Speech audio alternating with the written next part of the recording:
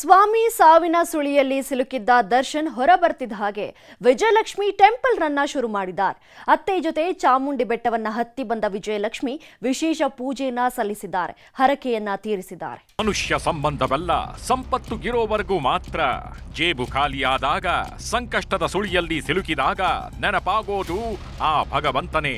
ಹೀಗಾಗಿ ಪ್ರತಿಯೊಬ್ಬರೂ ಕೂಡ ಒಂದಲ್ಲ ಒಂದು ವಿಷಯಕ್ಕೆ ಭಗವಂತನ ಮುಂದೆ ಶಿರಬಾಗಿರ್ತಾರೆ. ಅದು ಸ್ಯಾಂಡಲ್ವುಡ್ ಸುಲ್ತಾನ ಆದ್ರೂ ಅಷ್ಟೇ, ಕಲಾಸಿಪಾಳ್ಯದ ಕರಿಯ ಆದ್ರೂ ಅಷ್ಟೇ. ಕಷ್ಟ ಬಂದಾಗ ವೆಂಕಟರಮಣ ಅನ್ನಲೇಬೇಕು.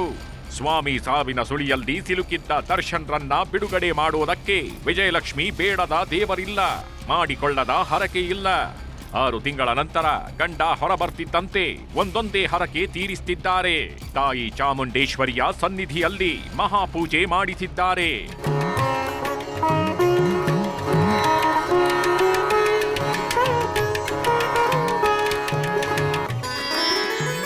ಚಾಮುಂಡೇಶ್ವರಿ ಅಂದ್ರೆ ದರ್ಶನ್ಗೆ ಅಪಾರ ನಂಬಿಕೆ. ಮೈಸೂರಿಗೆ ಹೋದಾಗ್ಲೆಲ್ಲ ತಾಯಿಯ ದರ್ಶನ ಮಾಡ್ಕೊಂಡು ಬರ್ತಿದ್ರು. ಹೀಗಾಗಿ ತನ್ನ ಗಂಡನ ಬಿಡುಗಡೆಗಾಗಿ ವಿಜಯಲಕ್ಷ್ಮಿ ಹರಕೆ ಕಟ್ಕೊಂಡಿದ್ರು. ಈಗ ದರ್ಶನ್ ಹೊರ ಬರ್ತಿದ್ದಂತೆ ಮೊದಲು ತಾಯಿ ಸನ್ನಿಧಿಗೆ ಬಂದಿದ್ದಾರೆ. ಅತ್ತೆ ಮೀನಾ ಹಾಗೂ ದಿನಕರ್ ಕುಟುಂಬದ ಜೊತೆಗೆ ಬಂದ ವಿಜಯಲಕ್ಷ್ಮಿ ದರ್ಶನ್ ಹೆಸರಲ್ಲಿ ನಾಮಬಲ ಅರ್ಚನೆ, ಕುಂಕುಮ ಅರ್ಚನೆ ಮಾಡಿಸಿದ್ದಾರೆ.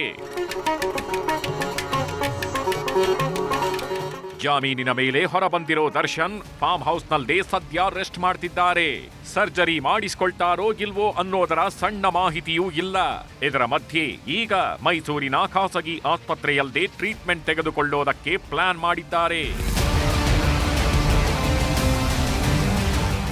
ದರ್ಶನ್ಗೆ ಇವತ್ತು ಈ ಸ್ಥಿತಿ ಬಂದಿದೆ ಅಂದ್ರೆ ಅದಕ್ಕೆ ಕಾರಣವೇ RR ನಗರ ಗೌಡ್ತಿ.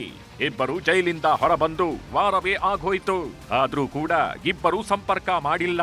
ದರ್ಶನ್ ಹೆಸರಲ್ಲಿ ಅರ್ಚನೆ ಮಾಡಿಸಿದ್ದು ಬಿಟ್ರೆ ಬೇರಾವುದೇ ಸುಳಿವಿಲ್ಲ. ಕೆಟ್ಟ ಮೇಲೆ ಬುದ್ಧಿ ಬಂತು ಅನ್ನೋ ಹಾಗೆ ದರ್ಶನ್ ಪವಿತ್ರಾಳ ಸ್ನೇಹ ಕಡಿದುಕೊಂಡಿದ್ದಾರೆ ಅಂತಾನೆ ಹೇಳಲಾಗ್ತಿದೆ. ಒಟ್ನಲ್ಲಿ ಬೇಲ್ ಸಿಕ್ಕಿರೋ ಖುಷಿ ಒಂದ್ ಕಡೆ, ಟ್ರೀಟ್ಮೆಂಟ್ ಇನ್ನೊಂದ್ ಕಡೆ. ಇದರ ಮಧ್ಯೆ ಟೆಂಪಲ್ ರನ್ ಕೂಡ ಜೋರಾಗಿದೆ. ಕ್ಯಾಮರಾ ಪರ್ಸನ್ ರಾಹುಲ್ ಜೊತೆ ಆನಂದ್ KS, ನ್ಯೂಸ್ 18 ಮೈಸೂರು. ಕನ್ನಡಿಗರ ಮೆಚ್ಚಿನ ನಿಮ್ಮ ನ್ಯೂಸ್ 18 ಕನ್ನಡ ಈಗ ವಾಟ್ಸ್ಆಪ್ನಲ್ಲಿಯೂ ಲಭ್ಯ. ಕರ್ನಾಟಕ ಮತ್ತು ದೇಶ ವಿದೇಶದ 360 ಡಿಗ್ರಿ ಸುದ್ದಿ ವಿವರವನ್ನ ನೀವು ನಿಮ್ಮ ಕೈ ಬೆರಳುಗಳಲ್ಲಿಯೇ ಪಡೆಯೋದಿಕ್ಕೆ ಈ QR ಕೋಡ್ ಅನ್ನ ಸ್ಕ್ಯಾನ್ ಮಾಡಿ. ನಮ್ಮ ಚಾನೆಲ್ ಅನ್ನ ಫಾಲೋ ಮಾಡಿ, ನೋಟಿಫಿಕೇಶನ್ ಆನ್ ಮಾಡಿ.